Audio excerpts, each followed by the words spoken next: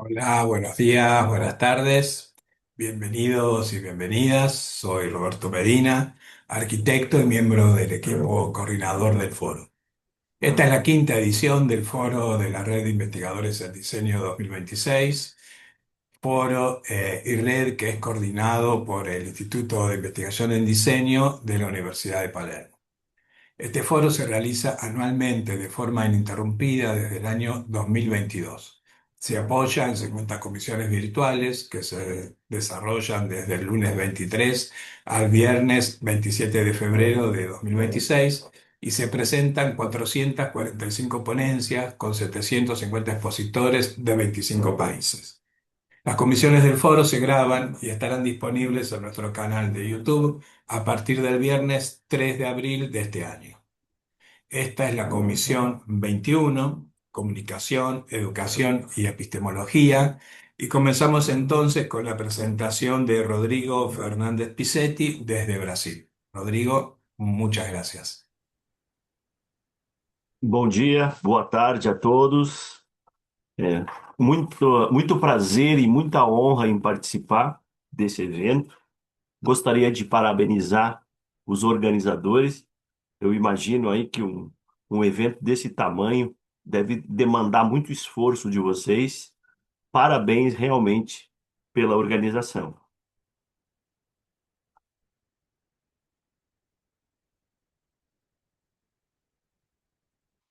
Vocês estão visualizando o meu slide? Sí. Ok.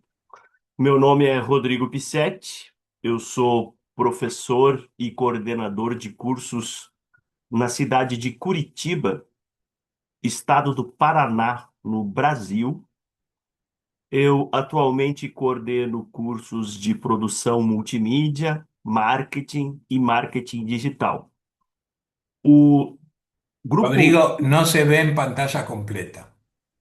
não No. é mesmo.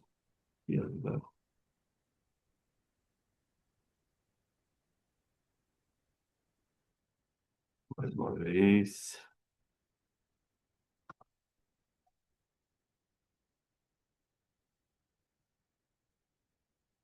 Ok? Ahora sí.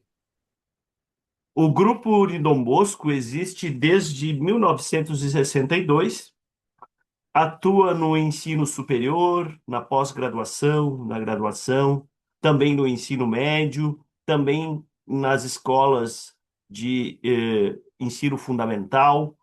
Atualmente, o Unidom Bosco tem unidades em dezenas de países, são mais de 400 instituições. Falando particularmente então do ensino superior, a gente tem atualmente 47 cursos superiores de graduação, bacharelado e superior em tecnologia. E desde 2018 a gente vem trabalhando com jogos no ensino superior. A gente trabalha Num primeiro momento, a gente trabalhou mais com o design de jogos. Então, o nosso esforço maior foi desenvolver jogos para a aprendizagem, trabalhando principalmente com os cursos de produção multimídia, de tecnologia da informação. Vocês estão vendo aí na tela algumas imagens de alguns jogos que a gente desenvolveu, que a gente projetou.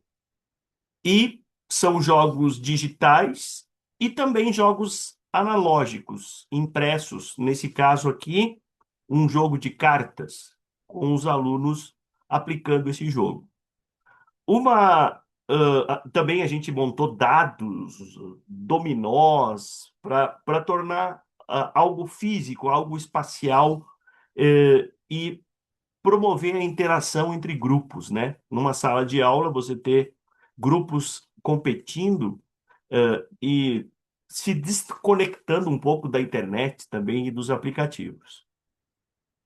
O que a gente tem feito agora, nos últimos tempos, é trabalhado com a aprendizagem baseada em jogos. Então, o foco não está tanto no desenvolvimento de jogos novos, mas uso muitas vezes de jogos que já existem. Por exemplo, o xadrez, né? É uma forma que a gente tem para desenvolver algumas competências mais cognitivas. Então, o foco nos últimos anos, a gente acredita que é uma evolução nesse sentido, é trabalhar com a aprendizagem baseada em jogos, que não necessariamente depende que a gente desenvolva o jogo. O jogo ele pode já existir, ele já pode ser um jogo clássico, né? Um jogo de damas, um jogo de trilha, né? Gamão. Então a gente tem nessa tela aqui uma síntese da diferença entre o que é o jogo e o que é o jogo para aprendizagem e o que é o jogo sério, também o que é a gamificação e o que a gente considera maior, que é a aprendizagem baseada em jogos. Então, essa aprendizagem baseada em jogo, game-based learning, né?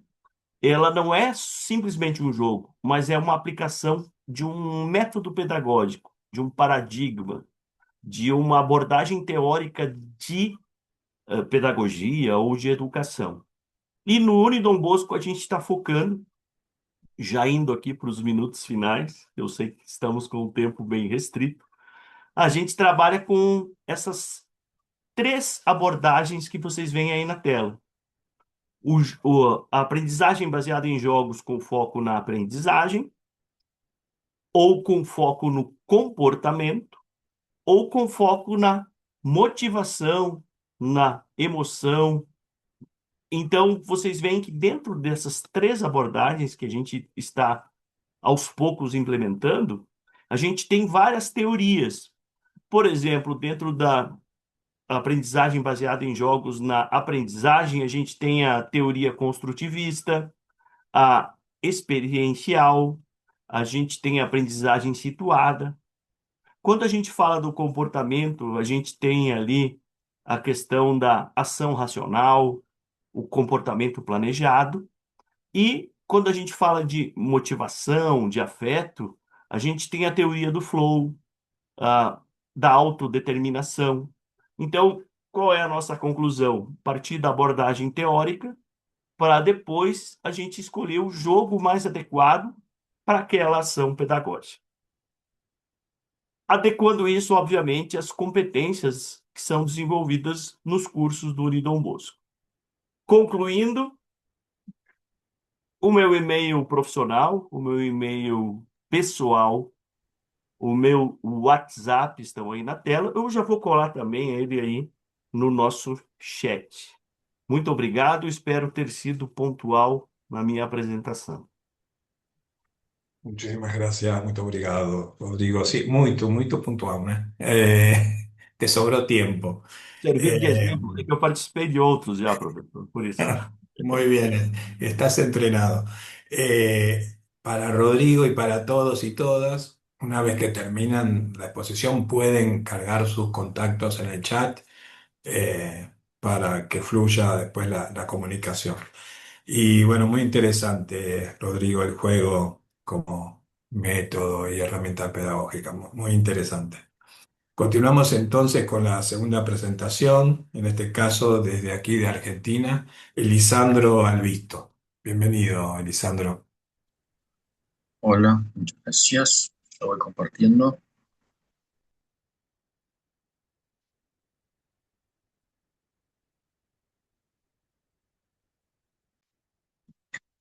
Ahí se ve.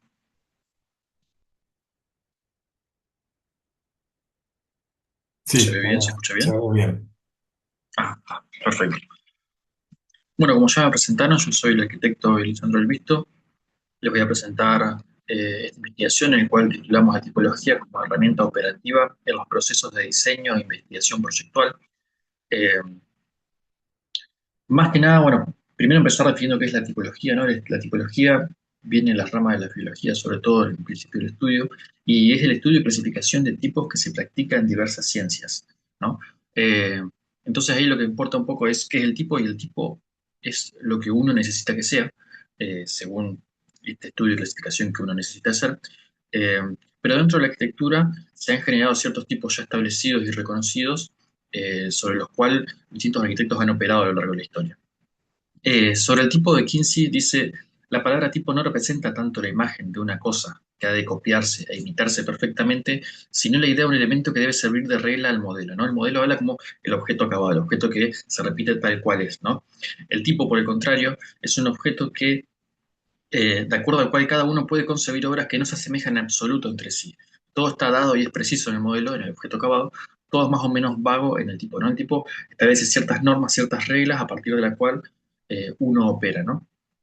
La tipología tiene un valor social importante porque en la arquitectura lo que se ha dado es que eh, hay ciertos tipos que fueron proliferando en el tiempo porque fueron reconocidos por la sociedad y fueron aceptados por la sociedad, ¿no? Esta es una imagen de Darwin, por ejemplo, del origen de las especies, en donde va explicando cómo las distintas especies se van proliferando, o sea, van creando variaciones, pero hay algunas que se van manteniendo en el tiempo, ¿no? En la tipología pasa un poco lo mismo, algunas se van manteniendo en el tiempo y van siendo institucionalizadas, ¿no?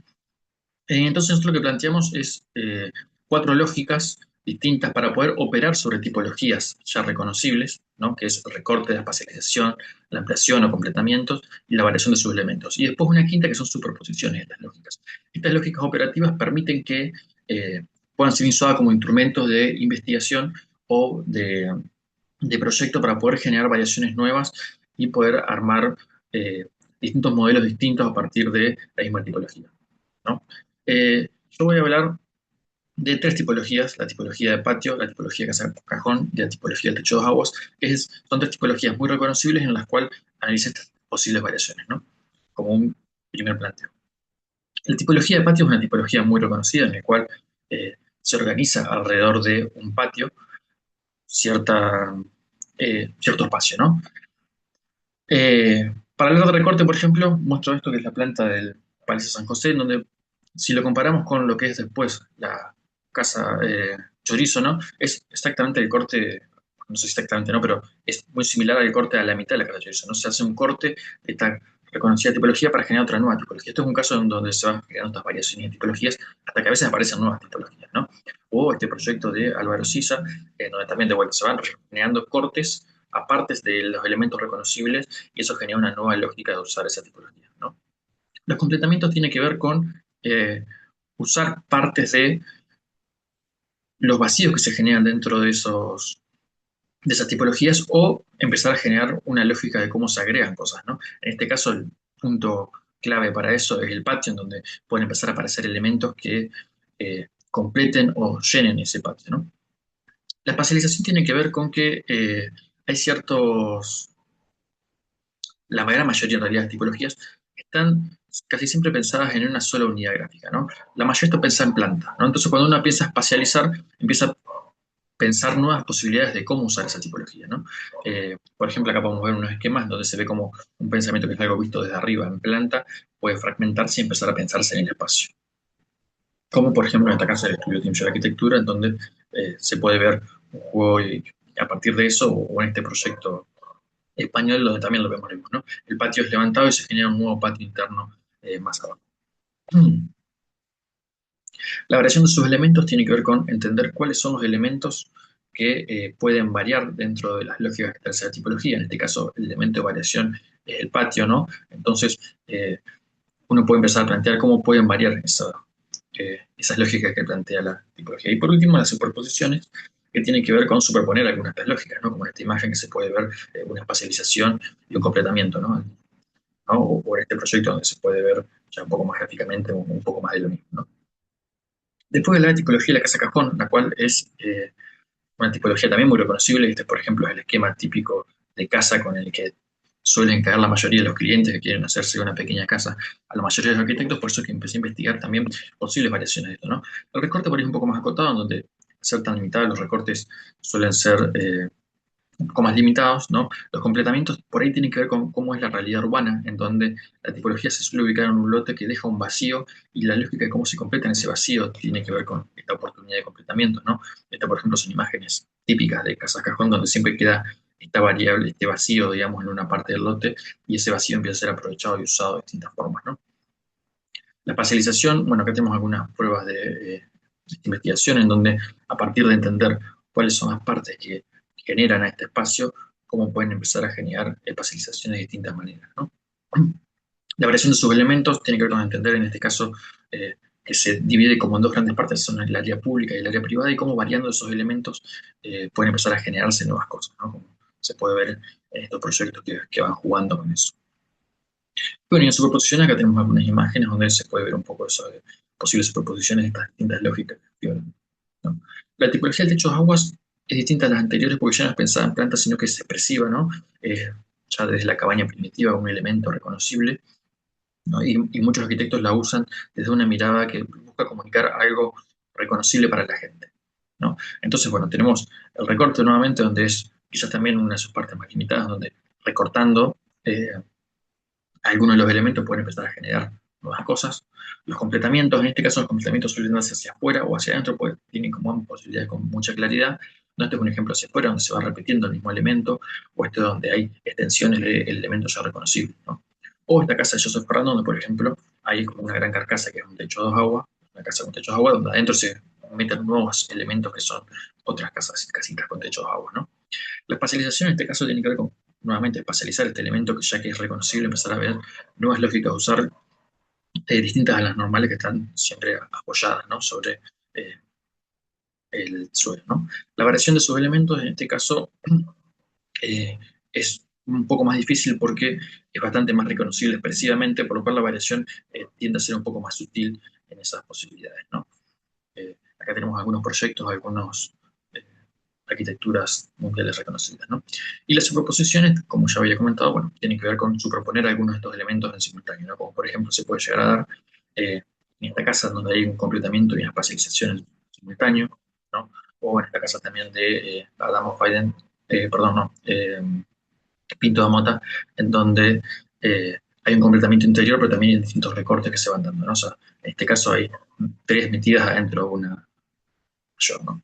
Y eso fue un poco esta presentación muy acelerada y breve de esta investigación que lo que genera es distintos tipos de herramientas que pueden ser usadas para los procesos de diseño e investigación, ¿no? Ya las hemos estado aplicando eh, en varias materias y da muy buenos resultados de investigación. Muchísimas gracias. Muchísimas gracias, Elisandro. Eh, bueno, muy interesante, siempre actual en arquitectura, el tema de la tipología y sus variaciones formales. Bueno, continuamos entonces, en este caso desde España. Buenas tardes por allá, con Antonia Veloch y Rosario Sáez. Bienvenidas. Muchas gracias. Muchas gracias. ¿Compartimos pantalla?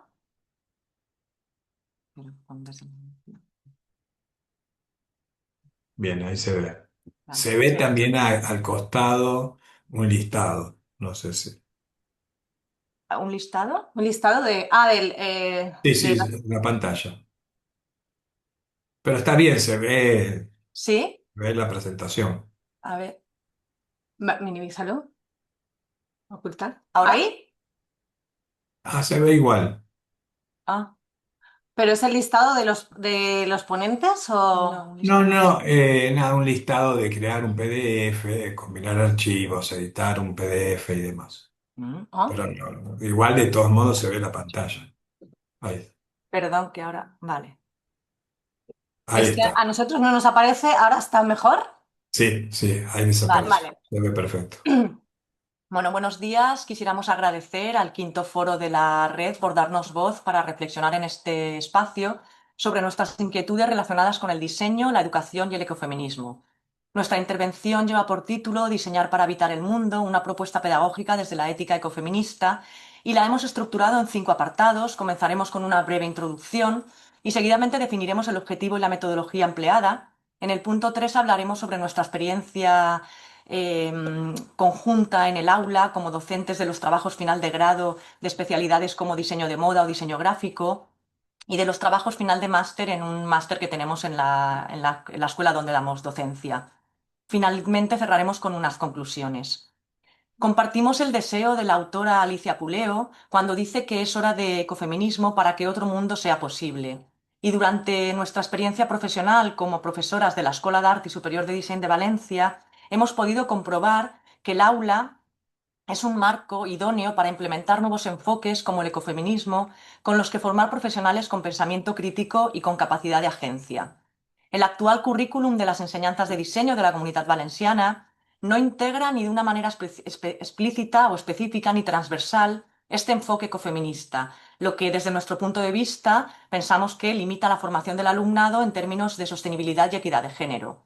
Con la nueva ley 1/2024 del 7 de junio, por la que se regulan estas enseñanzas, estamos ante una coyuntura propicia que no podemos dejar pasar, puesto que nos brinda la oportunidad de repensar los planes de estudio de estas enseñanzas e implementar este enfoque que se vislumbra como un horizonte ético y pedagógico para la formación de diseñadoras y diseñadores que no solo creen objetos, prendas, entornos o propuestas de comunicación, sino que contribuyan activamente a una reconfiguración social y medioambiental más justa y equitativa. Las nuevas generaciones de profesionales deberían estar preparadas para afrontar los retos del siglo XXI, para transformar el imaginario colectivo y sobre todo para generar un impacto positivo en la sociedad y concebir y crear un mundo más sostenible y equitativo alineado con los Objetivos de Desarrollo Sostenible de la Agenda 2030. Nuestro objetivo en esta charla es poner en valor la integración de una perspectiva ecofeminista en el currículum de las enseñanzas superiores de diseño. Tonuca y yo coincidimos por primera vez en el aula en el año 2016 y conformamos uno de los equipos docentes encargados de los trabajos final de grado.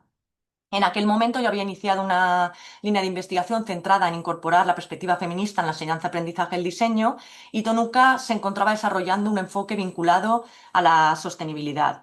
La experiencia en los TFG y después en el TFM de moda supuso para nosotras un aprendizaje profesional y humano que nos volvió menos didácticas y más colaborativas a medida que el conocimiento era compartido entre nosotras y también con el alumnado, siempre desde la horizontalidad del diálogo, la escucha activa y el cuidado. Durante aquellos años pudimos observar cómo el estudiantado tenía una gran inquietud y deseos de abordar temas relacionados tanto con la sostenibilidad como con la igualdad. Y esto se tradujo en una presencia significativa de estos enfoques en los trabajos finales. De esta forma, el aula se convirtió en un escenario donde diseñar desde la conciencia, la crítica al sistema y el compromiso socioambiental. En este apartado, en el apartado 3, vamos a adentrarnos en el aula para reivindicarla como lugar de resistencia y de creación, porque como decía Bell Hooks, esta sigue siendo el espacio de posibilidad más radical del mundo universitario. Fruto de la experiencia en el aula, surgieron muchos proyectos que abordaron la sostenibilidad, cuestionaron las prácticas y procesos habituales del diseño y propusieron alternativas frente a modelos más convencionales.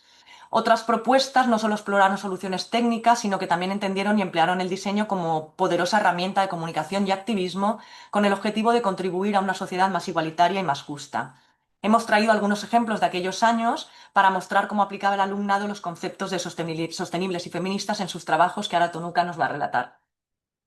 Bueno, este primer proyecto que os traemos es el proyecto de Vivian Campbell, titulado El secreto de las plantas CAM, y parte del concepto de crear el doble con la mitad de prendas. Por tanto, la propuesta consistía en una colección de 11 prendas donde se exploraba la reversibilidad, la multiposición o la estampación o los plisados como recursos de transformación. Estas cualidades permitían multiplicar las posibilidades de uso de las prendas y de esta forma pues, se promovía una reducción consciente del armario. Otro proyecto muy interesante de la alumna Elena Yuste, titulado De Mama, consistía en la creación de una aplicación móvil para mujeres que sufren cáncer de pecho, donde las pacientes podían comunicarse y compartir su proceso, pues aquellas emociones, miedos o inquietudes, y sobre todo pues, que se sintieran ayudadas por otros testimonios y otras experiencias. Todo ello desde efectivamente un enfoque feminista alejado de un trato paternalista e infantilizador y de tópicos machistas o sexistas como la pureza, el lazo rosa o la debilidad. Otro proyecto muy interesante, el de Amanda Lázaro, titulado Poder, era un proyecto cuyo objetivo principal trataba de crear una marca de moda respetuosa con el medio ambiente y con los cambios que experimenta la mujer a lo largo de su vida o durante el ciclo menstrual, por ejemplo. Para ello utilizó en las prendas inferiores un sistema de adaptación de tallas con el que la ropa podía ajustarse y adecuarse al cuerpo de estas mujeres. Esta marca trataba además de contribuir también a crear el menor residuo posible y para ello se diseñaban prendas pues, de mucha calidad y adaptables, tratando de abarcar varias tallas en un mismo patrón. El proyecto de Blanca Romeo, Oblit de Les Males Hierbes, fue un proyecto de diseño editorial que pretendía dar voz, perdón, a las mujeres de Valencia bajo la dictadura española y homenajearlas porque ellas fueron bueno, fueron un sostén de la sociedad en este momento. La Luna creó algo más que un libro de testimonios, o sea, creó un referente para que las nuevas generaciones pudieran escuchar a aquellas que les precedieron y entender el pasado, enfocar el futuro y sobre todo mantener viva la memoria histórica de un territorio y de una cultura. El último proyecto que extraemos es el de Almudena Cerezo, titulado Herbal. Este proyecto forma parte del máster de moda sostenible de la escuela y ella creaba una marca de moda sostenible y saludable. La alumna diseñaba prendas con una función terapéutica, teñidas con tintes naturales a base de plantas medicinales que no solo eran inocuas, sino que además podían ser beneficiosas para la piel. Utilizó tejidos orgánicos para las prendas con fibras de origen animal y vegetal y lo interesante fue que realizó pruebas de laboratorio para comprobar el poder antibacteriano de estos tintes. A partir de estos ejemplos podemos afirmar que efectivamente el entorno educativo es un escenario idóneo para interiorizar una perspectiva ecofeminista basada en la horizontalidad, la colaboración y sobre todo la escucha activa. Esta mirada también busca comprender los sistemas naturales y sociales, así como las interacciones entre ellos. Además, el conocimiento se construye en el aula, en el cruce entre la diversidad de voces, diversidad de experiencias y pensamientos críticos.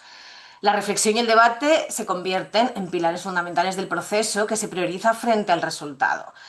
Por tanto, enseñar a través de esta perspectiva se vuelve una práctica situada y comprometida, un acto ético y afectivo que se desarrolla en un entorno seguro e inclusivo. Y con ella, pues bueno, podemos despatriarcalizar y desjerarquizar ese proceso de enseñanza-aprendizaje desde una mirada interseccional fundamentada en el cuidado y el respeto mutuo, que pone en valor la sostenibilidad de la vida y que desafíe sobre todo el diseño centrado en el consumo.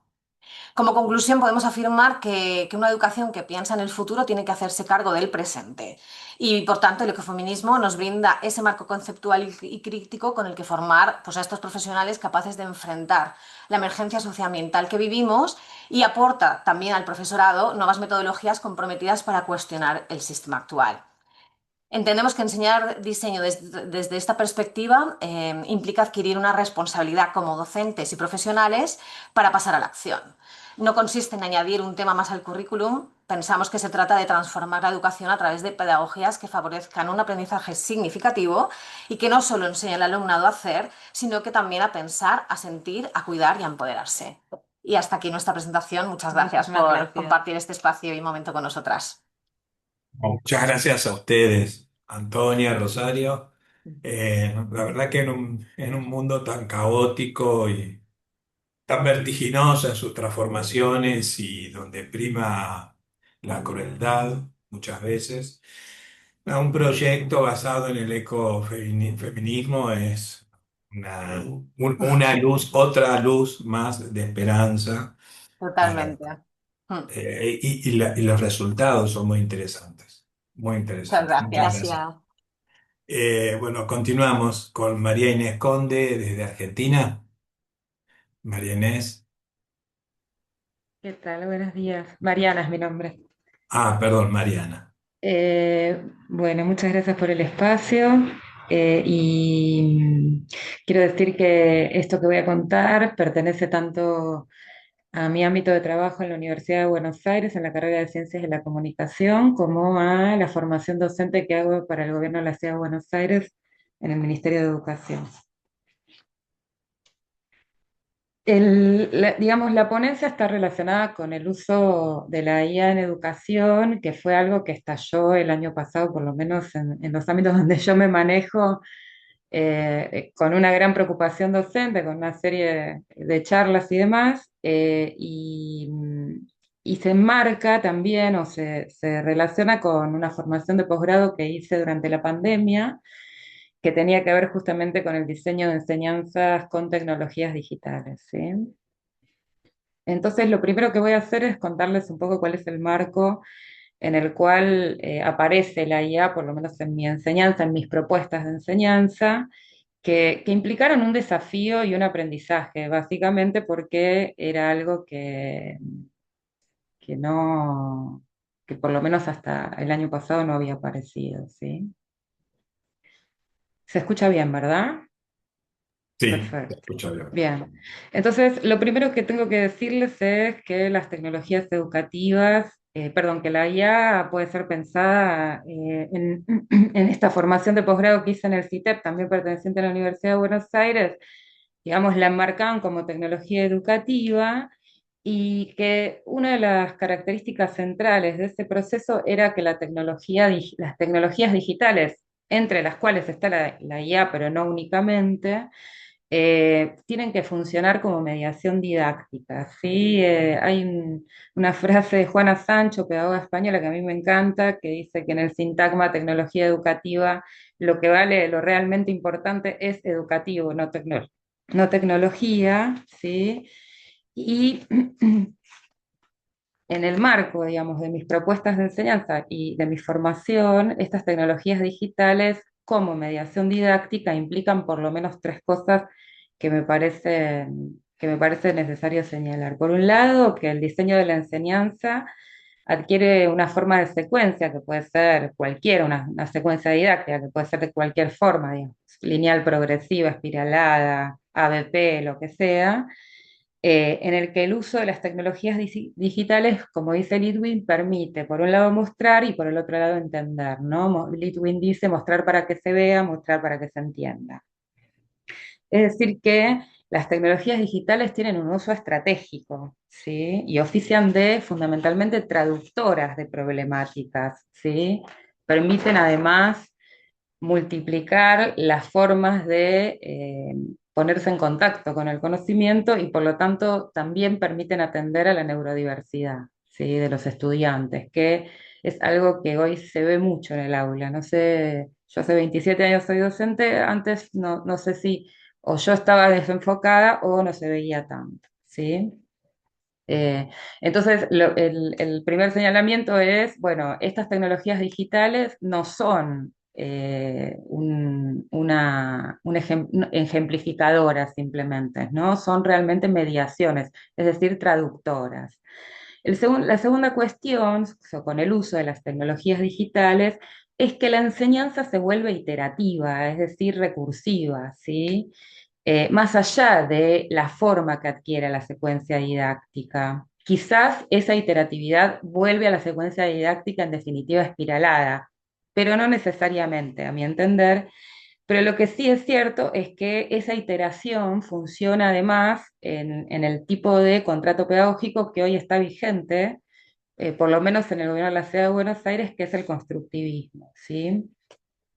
Y que permite una iteración que permite, por un lado, una aproximación sucesiva y por el otro lado, un refuerzo cognitivo y que además es favorecedora de una sinapsis, ¿no? Porque permite establecer, perdón, es favorecedora del establecimiento de caminos neuronales, ¿no? Porque permite la repetición más de 50 veces con atención plena, es decir, es el tipo de cosas que hacen que se establezcan las sinapsis. El tercer señalamiento es que el uso de las tecnologías digitales tiene tres fortalezas, a mi entender. Por un lado, la interactividad, por el otro lado, que emparda, que engancha con los consumos culturales de los estudiantes. Yo trabajo con jóvenes y adultos que además esos consumos culturales forman parte del ecosistema mediático, con lo cual los inserta de lleno en relación a su vida cotidiana, les hace sentido, se vuelve significativo. Y en tercer lugar, la ubicuidad del aprendizaje, es decir, la desarticulación de los condicionamientos espaciotemporales, ¿no? Del proceso de aprendizaje. También tiene ciertas problemáticas, y esto es algo que desarrollamos en un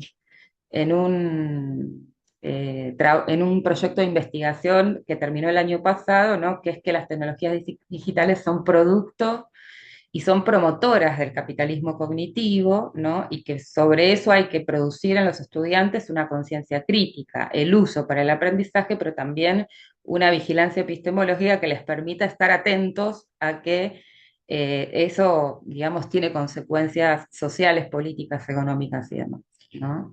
Las tecnologías digitales, además, favorecen un tipo de conocimiento vinculado a los procesos de racionalización, abstracción, representación, homogeneización, control, en algún momento se hablaba en las ciencias sociales, desplazando otras lógicas socioculturales como el analógico, lo no sistemático, lo no secuenciado y lo popular, ¿no? Este es el marco de comprensión en el cual en mi propia práctica apareció la IA. Tuve dos vivencias que me resultaron significativas y que me llevaron a producir esta ponencia. Por un lado, una en la que un docente se quejaba de sus estudiantes porque habían usado IA para escribir un parcial domiciliario, lo cual me llevó, en la cátedra a la que dirijo, a cambiar las políticas de evaluación e incluir dentro de las políticas de evaluación, por recomendación de la UNESCO, el MIT, el Tecnológico de Monterrey, eh, incluir condicionamientos para el uso de la guía, en donde los estudiantes, por ejemplo, tenían la obligación de declarar el uso. La otra experiencia, quizás más radical, para mí mucho más provechosa en mi metarreflexión sobre mi práctica, fue que propuse la elaboración de un trabajo final de aprobación con uso de la IA y mis estudiantes utilizaron, digamos, las características de la IA para, para aprender cómo ellos aprendían. Eso me pareció muy valioso. El uso de la IA estaba incluido como consigna de trabajo, se asentaba entonces el uso, pero además había obligación de asentar la secuencia de prompts que permitían llegar al producto académico, con lo cual ese proceso me permitió a mí, por un lado, reflexionar sobre las posibilidades, pero además observar el proceso de reflexión del estudiante, ¿no? Es decir, algo que en principio parecía dentro de la fantasmática como obturador de la capacidad de aprender de los estudiantes se convirtió de la mano de esta experiencia que fue totalmente experimental en un proceso de aprendizaje, ¿sí? Entonces pude observar el proceso de razonamiento justamente de mis estudiantes, evaluar el proceso, no tan solo el producto, y también evaluar alternativas o proponerlas en relación al mismo procesamiento, decirles, bueno, acá podrías haber hecho tal cosa, acá esto podría haber sido así, ¿no? Etcétera. Para cerrar, la IA, en mi opinión y en mi experiencia, y por lo menos en mi implementación, no se trata de si sí o si no, permitir o no permitir, sino en cómo, ¿sí?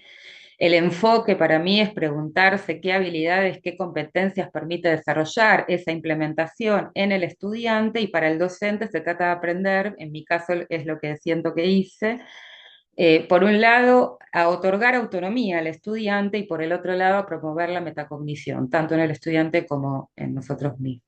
Muchas gracias. Muchas gracias, Mariana.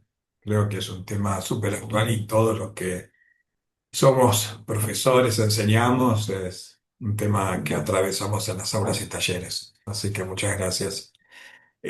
Continuamos entonces desde Paraguay, en este caso con Rosana Schreiber. Bienvenida.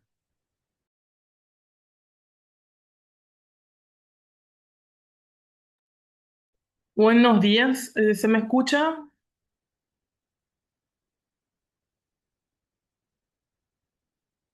Se escucha y se ve bien. Sí, sí.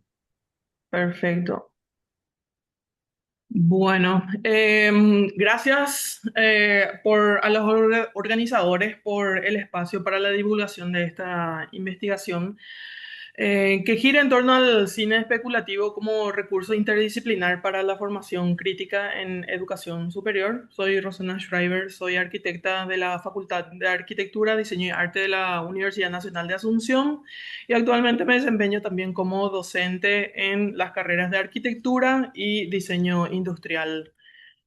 Esta investigación surge a partir de una pregunta incómoda que me formulé hace unos semestres atrás. Estamos enseñando a nuestros estudiantes a diseñar el presente cuando en realidad deberíamos de estar aprendiendo y enseñando a aprender a diseñar el futuro. En nuestras aulas de diseño industrial formamos profesionales altamente competentes para resolver problemas definidos, optimizar funciones, ajustar materiales, responder a mercados actuales. Pero el mundo al que se van a enfrentar nuestros estudiantes al salir de la carrera, al recibirse, no es un mundo estable ni lineal, ni mucho menos predecible. Inteligencia artificial autónoma, tema que se desarrolló anteriormente. Infraestructuras invisibles de datos, automatización laboral, crisis ecológica sistémica son algunos de los aspectos que van a tener que enfrentar y a los que van a tener que dar una respuesta. La pregunta entonces no es solo qué diseñamos, sino cómo enseñamos a anticipar eso que aún no existe. Esta investigación entonces parte de una pregunta específica central, que es cómo formar diseñadores capaces de anticipar futuros complejos y evaluar críticamente sus implicaciones éticas antes de que estos futuros se materialicen. El problema estructural identificado tiene que ver con una teoría que se denomina el diseño crítico y especulativo, que es un diseño que en los últimos años ha consolidado un marco teórico potente para explorar futuros alternativos. Un enfoque que sostiene que el diseño no debe limitarse a resolver problemas, sino que debe formular preguntas sobre futuros posibles. Frente a este problema identificado, encontré una brecha. Hay una abundancia de discurso teórico, hay una escasez de modelos pedagógicos estructurados, hay un uso informal de referencias especulativas en el aula que muchas veces depende del grado de conocimiento y de manejo que tiene el docente acerca de las obras cinematográficas, y de eso también depende el interés que inculca a los estudiantes, y una ausencia de herramientas evaluativas para esa especulación.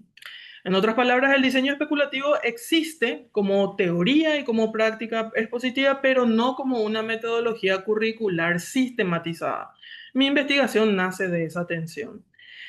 El cine especulativo no es solo entretenimiento, al menos yo no lo considero de esta manera en esta investigación. Es un laboratorio cultural donde ya se ensayan, de hecho, futuros posibles. Hay interfaces invisibles, se ensayan inteligencias artificiales afectivas, hay sistemas de vigilancia predictiva, infraestructuras automatizadas, entre otras.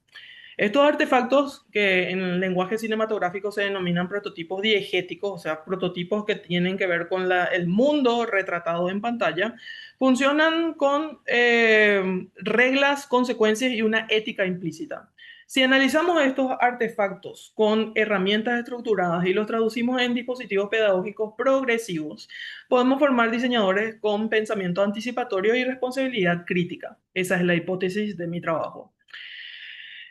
En cuanto al marco conceptual que tomo como base, tengo tres líneas teóricas que serían el diseño crítico y especulativo, el diseño ficcionado o ficcional y prototipos diegéticos, y el diseño a través de la investigación. Es decir, que en términos así bastante concretos, quiero pasar del plano teórico al plano pedagógico estructurado, a la práctica. La metodología de lo que les estoy mostrando de esta parte de la investigación tiene que ver con un primer escenario que he formulado frente a otro escenario que lo dejo para una segunda parte. En este primer escenario el enfoque es cualitativo-constructivo en 4 fases. En la primera fase se hace una curaduría del corpus cinematográfico donde las películas se les seleccionan no necesariamente por una afinidad estética, sino porque cumplen con una serie de aspectos que están detallados en pantalla. La especulación en este sentido no es arbitrario, sino que tiene que ser analizable. En la segunda fase hay un desarrollo de matriz analítica en donde convertimos la experiencia cinematográfica en un proceso de análisis estructurado, reduciendo así el riesgo de interpretación superficial. Y esto tiene que ver con unas dimensiones que he establecido que tienen que estar, con los que tiene que cumplir la obra cinematográfica. Aquí el cine deja de ser inspiración y se convierte en análisis proyectual estructurado. En la tercera fase hay una traducción en modelo didáctico ecológico en 3 módulos progresivos. Ya vamos pasando hacia la práctica. Hay una deconstrucción crítica de lo que se ve en pantalla, en donde se desarrolla una alfabetización sistémica. Luego pasamos a la construcción de un mundo en donde activamos esa alfabetización, pero dentro de futuros y pensamiento anticipatorio, teniendo en cuenta la realidad presente. básicamente. Y hay un rediseño especulativo, en donde tenemos una reflexión ética que se integra a esas decisiones formales y sistémicas. El objetivo entonces no es copiar el objeto ficcional, sino tomarlo como base, desglosarlo, desarmarlo, analizarlo por partes, comprender cómo funciona ese sistema y reformularlo críticamente. Y por último, la validación cualitativa exploratoria, mediante talleres con estudiantes avanzados en una materia optativa que llevó adelante dentro de la facultad. Análisis temático, triangulación de datos, documentación del proceso, por supuesto, y un registro reflexivo a modo de conclusión. Aquí, y en este primer escenario, no busco aún una medición cuantitativa de impacto, sino consolidar un modelo pedagógico replicable y metodológicamente defendible. En términos formativos, se observaron un incremento de pensamiento sistémico, mayor profundidad en debate ético, que esto es esencial como futuros profesionales, propuestas proyectuales menos objetuales y más ecosistémicas y una mayor disposición al riesgo conceptual, que es uno de los mayores temores que tienen los estudiantes generalmente. Los estudiantes comenzaron a preguntarse, ¿quién controla esta tecnología que ven en las películas? ¿Quién queda excluido? ¿Qué consecuencias invisibles emergen si es que esta tecnología escala? ¿Y qué actores intervienen en el sistema? Es decir, que la especulación dejó de ser fantasía y se convirtió en una herramienta crítica. En cuanto a la contribución académica, se identifican la operacionalización pedagógica del diseño crítico, una matriz analítica replicable, rúbricas evaluativas para darle coherencia especulativa, articulación entre estudios visuales y la educación proyectual, que es el germen de toda esta investigación, y el modelo ecológico transferible a otros programas de diseño y arte con miras al futuro. No se trata de enseñar ciencia ficción, se trata de enseñar a pensar el diseño como anticipación crítica. Y para cerrar, el diseño siempre ha moldeado el futuro. La diferencia es que hoy ese futuro se acelera más rápido que nuestra capacidad de comprenderlo. Si no enseñamos a nuestros estudiantes a imaginar consecuencias, otros imaginarán por ellos. Formar diseñadores hoy más que nunca implica formar anticipadores críticos. Y quizás el cine, lejos de ser una distracción, puede convertirse en uno de nuestros laboratorios pedagógicos más rigurosos y transformadores. En síntesis, si el diseño tradicional responde a lo que el presente demanda, el diseño especulativo enseña a formular preguntas sobre lo que el futuro podría exigir. Mi propuesta no reemplaza la enseñanza proyectual tradicional, sino que la expande, la complejiza y la vuelve un poco más responsable. Gracias por anticipar conmigo. Muchas gracias, Rosana. También muy interesante ver por dónde están las reflexiones en torno a la enseñanza proyectual en todas sus áreas y campos. Muchas gracias. Bueno, y ya vamos por la penúltima presentación, en este caso de Panamá. Saishi Jaiko Chin Godoy, bienvenida.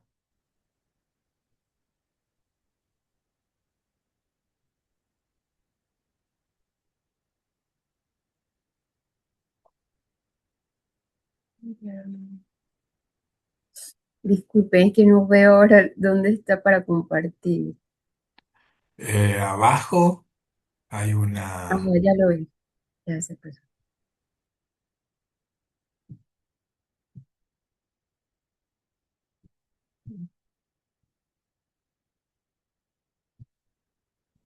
Listo. Apareció, a ver. Ahí se ve. Empecé. Eh, bueno, buenos días, estimados comunidad universitaria. Bueno, soy administrativa docente de la Universidad de Panamá, con más de 10 años de experiencia, eh, especialista en diseño gráfico y profesora a nivel universitario. Entonces, conscientes de la importancia de lo que viene para nuestras futuras generaciones, allí entonces donde se basa mi investigación en cuanto a la resiliencia ambiental, el diseño gráfico y todo el ciclo de vida del producto. Este paradigma que abarca una cantidad de, vamos a decir, acciones que tienen que ver a nivel de instituciones públicas y privadas, ha hoy en día está transformando no solamente la educación, sino toda la conciencia a nivel de la comunidad universitaria, a nivel mundial, en cada una de las personas, conscientes o inconscientemente, porque la forma tradicional de ver los diferentes tipos de acciones en cuanto a comunicación y acciones en cuanto a nivel ambiental y de economía, entonces transforman todo este ecosistema, un ecosistema que está correlacionado uno con otro y a la vez entonces contempla una cantidad de multidisciplinaria, de diferentes especialistas como hemos visto observado hasta ahora. Nos impacta de una u otra forma y esto ha generado un interés en cuanto al cómo se estaba desarrollando este tipo de, vamos a decir, nuevo paradigma, además del nuevo paradigma, toda esta situación que conlleva los tres niveles como hemos explicado anteriormente. Como otros colegas, el tema de la resiliencia ambiental es un tema que se ha generado igualmente como al mismo tiempo correlacionado con la IA. Entonces, todo esto ha conllevado una sinergia en cuanto al proceso que se conllevan los diseñadores gráficos y a nivel, como digo, interdisciplinario. No solamente es en este campo, es en todos los campos. A nivel ambiental, que es para la conciencia en cuanto al impacto en todo lo que es ecología. El social, que es en la comunidad, y el económico en cuanto a la viabilidad financiera para conllevarlos. La investigación se llevó a un contexto de metodología con un enfoque mixto, tanto cualitativo por las experiencias y toda la trascendencia de las investigaciones antes expuestas por otros autores. Y lo cuantitativo para llevarlo a plasmarlo desde una forma en que se pudiese visualizar en números y también tuviese como un panorama en cuanto a la forma actual de cómo se está generando y cómo se está conllevando toda la situación en el ámbito universitario.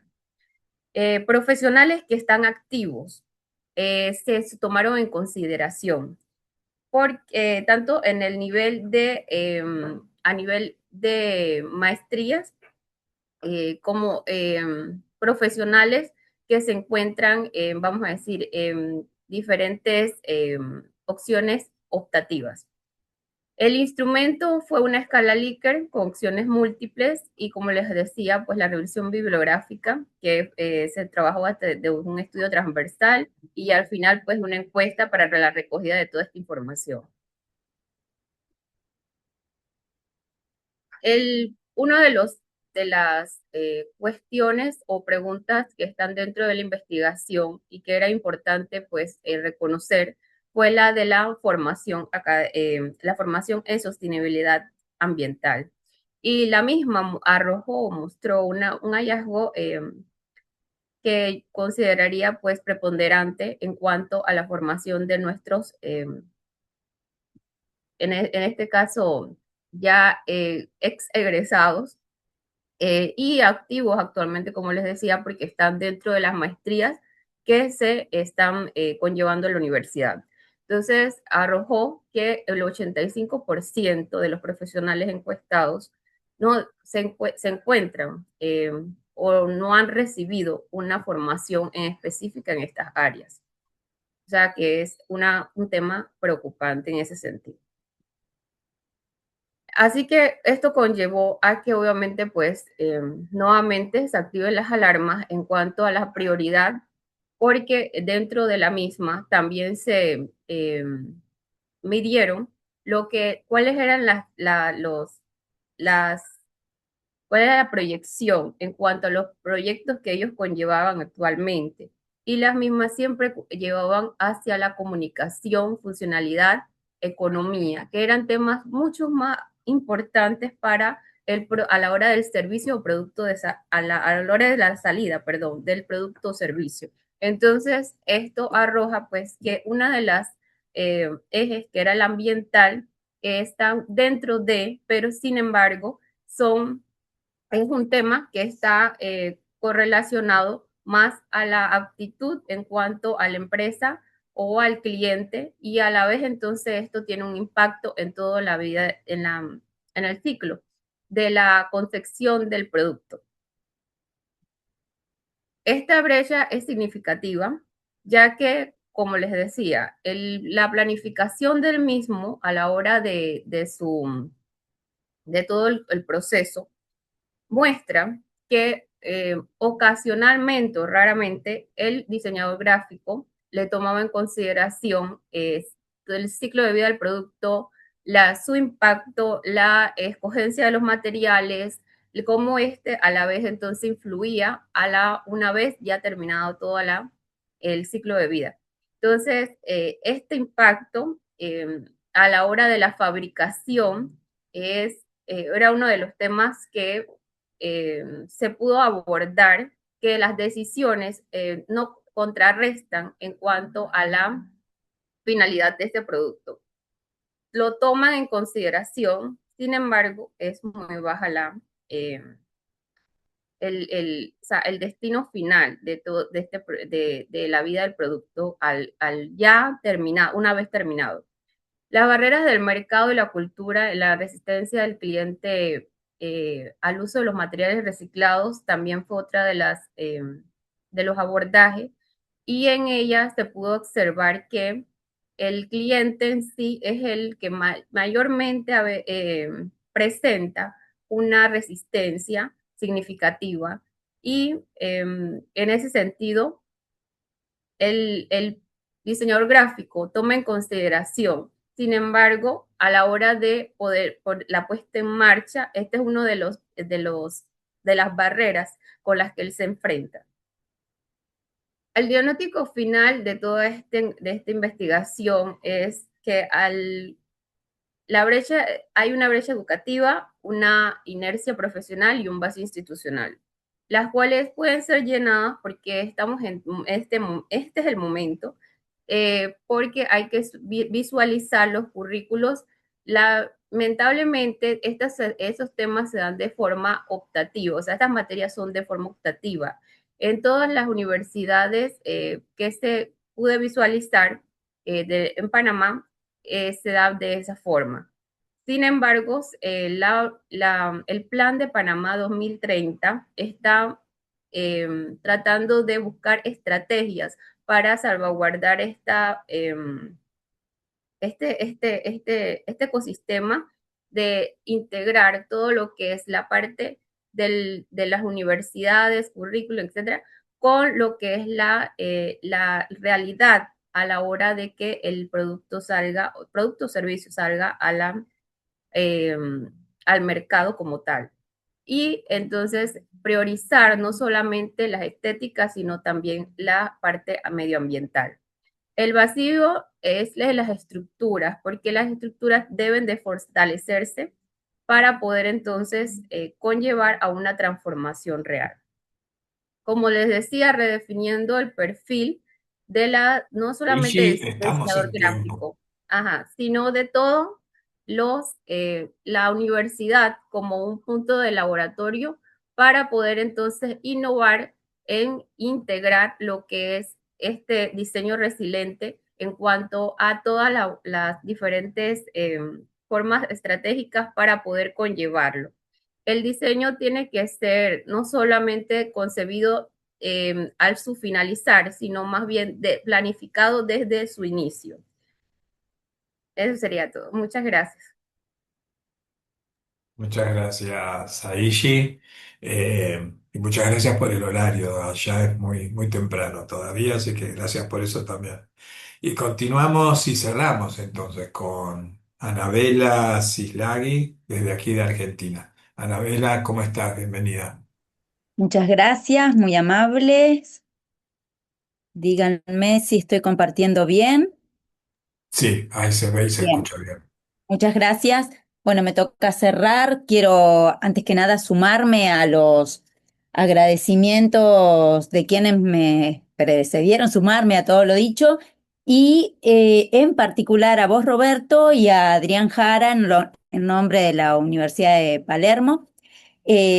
Como decías, yo vengo de Argentina, estoy formada en la Universidad Nacional del Litoral, es mi casa, pero estoy como miembro activo investigador en la Universidad de Palermo, honor que sostengo. Lo que quería presentarles es una postilla, es un apartado, un trabajo que vengo realizando hace algunos años en relación a la cultura técnica. Esta cultura técnica que está apropiada, ahora vamos a ver ese recorte, a partir de algunas investigaciones en la universidad, a partir de mi práctica docente y una investigación de doctorado que estoy realizando. Decía por qué es una postilla, porque es un apartado, porque es un mirar específico, esa cultura técnica que va a tener una aproximación desde Esquirol. Esquirol va a tener una referencia tanto desde la idea de cultura como a este mirar atento que ahora vamos a avanzar. Y lo que buscan estas reflexiones es vincular este universo teórico con las disciplinas proyectuales. ¿Por qué digo universo teórico? Porque ese mirar fue siendo construido, acá es un mínimo recorte de cómo estamos dialogando en esta perspectiva para con los estudiantes, ¿sí? En la práctica docente, en relación a ese mirar cómo Esquirol va a decir atención, pero lo vamos a hacer dialogar con Sennett en relación a esa conciencia del ojo, ¿sí? Ese detenerse, ese prestar atención, es en ese ser atentos para con lo que se está reflexionando. Por el otro lado, otro de los insumos, otra de las referencias que hemos trabajado para la idea de mirar, la idea de mirada, tuvo que ver con Berger y todas sus aproximaciones, su vínculo en relación a este ejercicio del mirar. Esto fue construyéndose hoy. Mariana hablaba de sintagma, sí, decía que había en ese sintagma que ella trabajaba uno jerarquizado en relación a la educación respecto a la tecnología.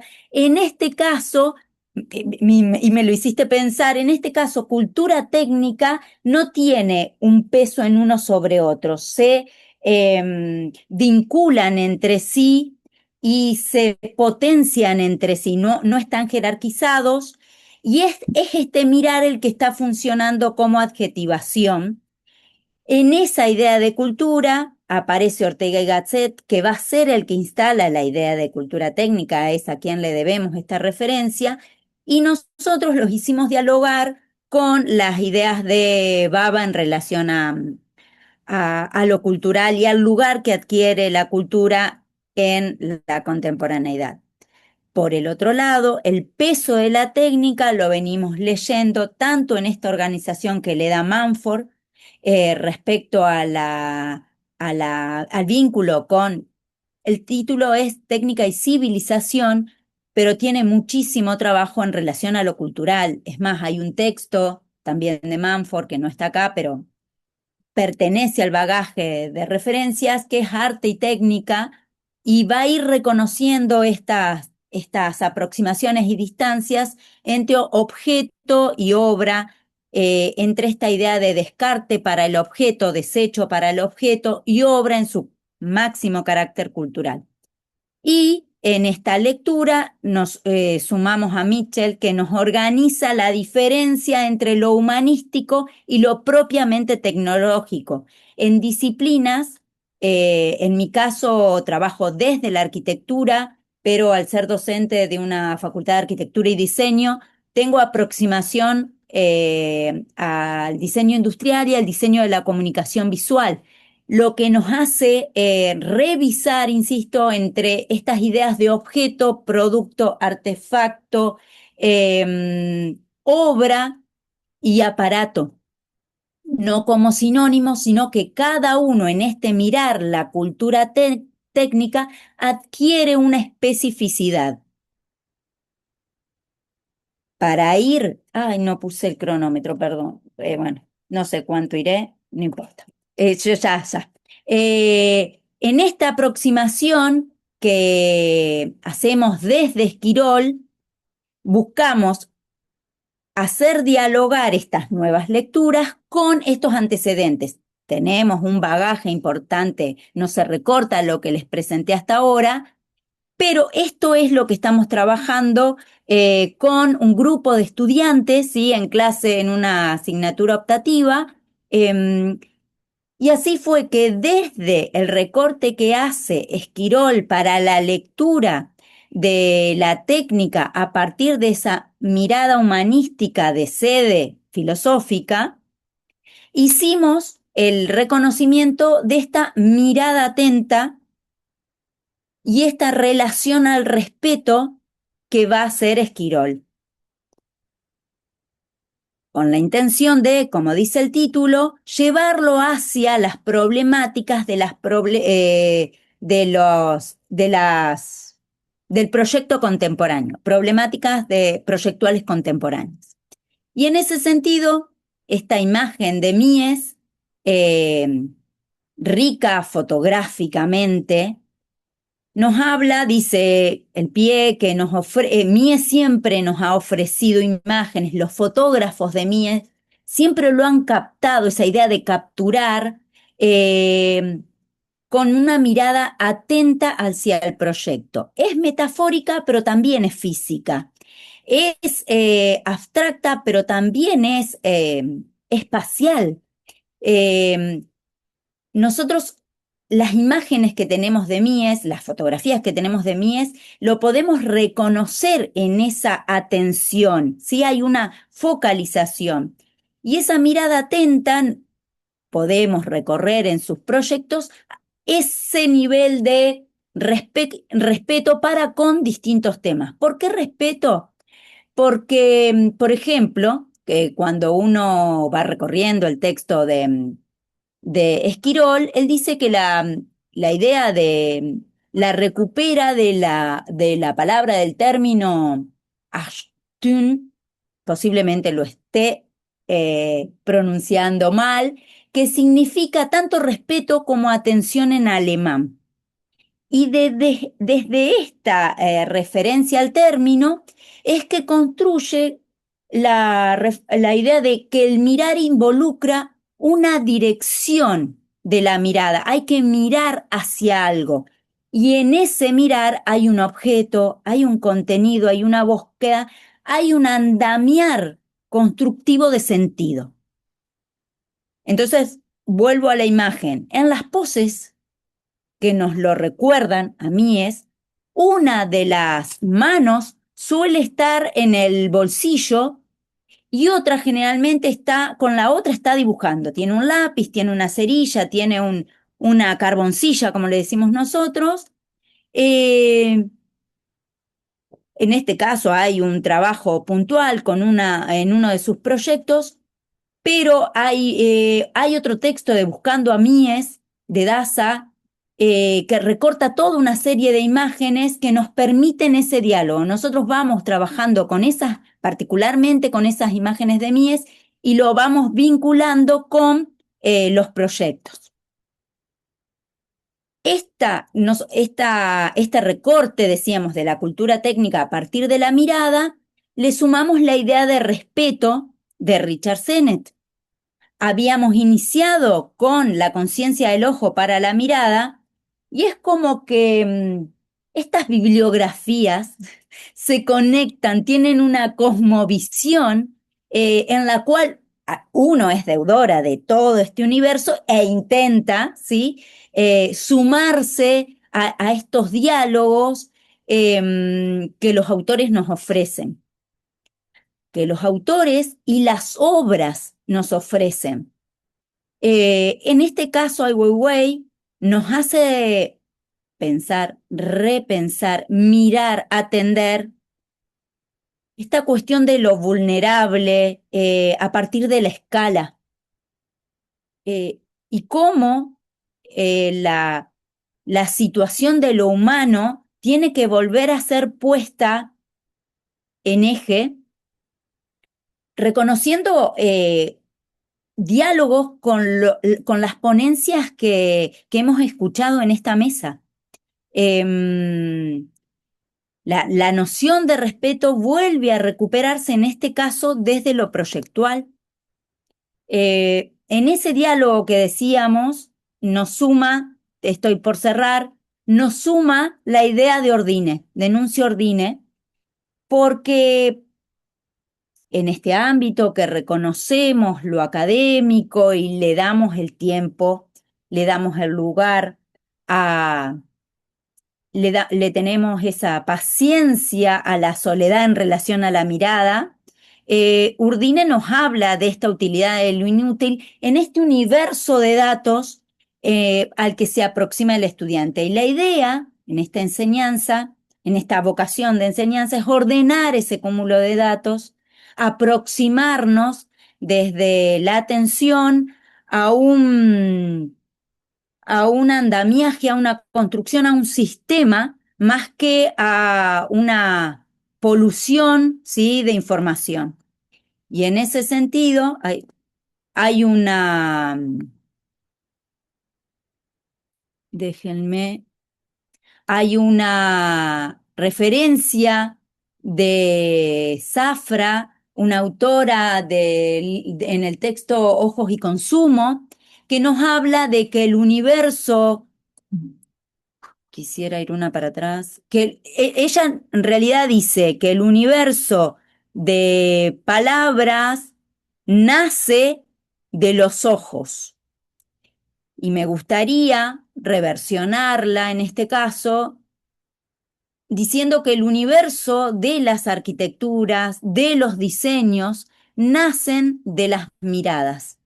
Atender esas miradas atentas puede ser un inicio o una recuperación de este atender contemporáneo. Muchísimas gracias. Bueno, muchísimas gracias a vos, Anabela. Hermoso cierre de esta comisión. Bueno, eh, yo me olvidé en el transcurso de avisarle a los oyentes que nos están viendo y escuchando, ellos no tienen micrófono, que pueden dejar sus preguntas o comentarios en el chat y yo los leo al final mientras lo hacen. Bueno, quería agradecerles a todas y todos una vez más por su tiempo.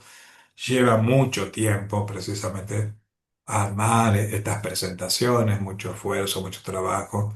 Es poco el tiempo para demostrar la cantidad de reflexiones y pensamiento que hay detrás de cada una de estas presentaciones. Nos gustaría que el tiempo sea mayor.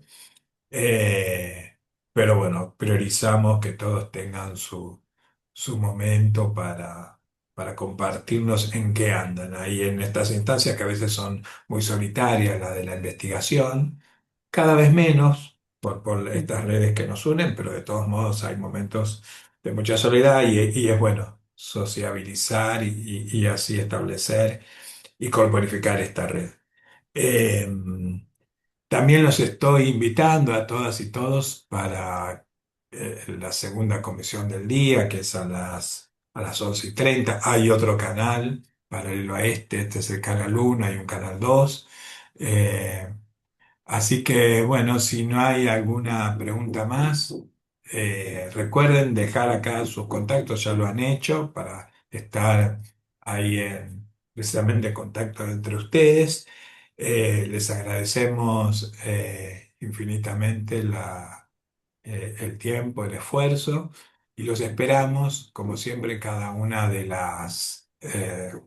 los espacios de la UP, que afortunadamente son muchos. Una vez que termine este foro, ustedes saben que los esperamos en julio, en la Semana Internacional de Diseño, en cada uno de esos múltiples espacios, son 10, así que yo particularmente los espero en las jornadas interdisciplinarias de arquitectura, allí en julio. Así que bueno, muchas gracias a todas y todos, buenos días, buenas tardes, y nos estamos viendo. Gracias. Gracias. Gracias. Chao, Gracias, chao. Gracias. gracias, Hasta luego. hasta luego, muy amable. Muchas gracias. Hasta luego. Muchas gracias. Gracias. Hasta luego.